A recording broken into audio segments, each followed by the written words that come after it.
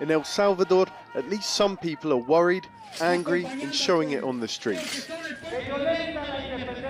Last week, a long-term ban on a presidential second term was lifted by the country's top court, and Congress moved to force a third of the country's judges to retire.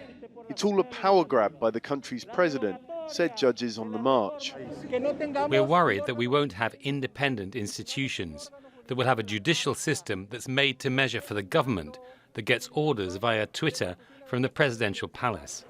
This is President Nayib Bukele in another power move in February, marching soldiers into Congress to get a security bill passed. It also shocked some. This country spent the majority of the last century under military dictatorship. The president's response to the complaints has come on his favourite platform, Twitter. He's cleaning house, he says, rooting out corruption.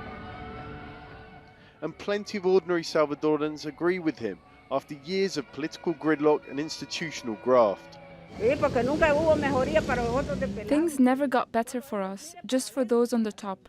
Now the president's after them, and that's why they're angry, because he doesn't let them steal.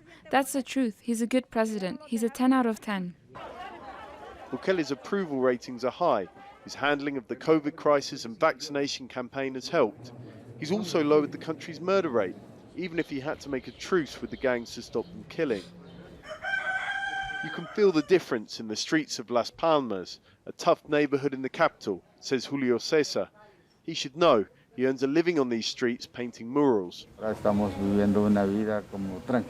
living calmly now, without problems. You can go and get a soda or a beer, wherever around here. Before it wasn't like that then? Yeah. Before it wasn't like that. You wouldn't see a light in the street after 7 p.m. There's a lot of police here right now, and that didn't exist before.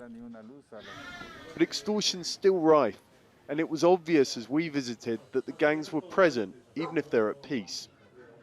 Still, there's no doubt a lot of the population thinks things are getting better.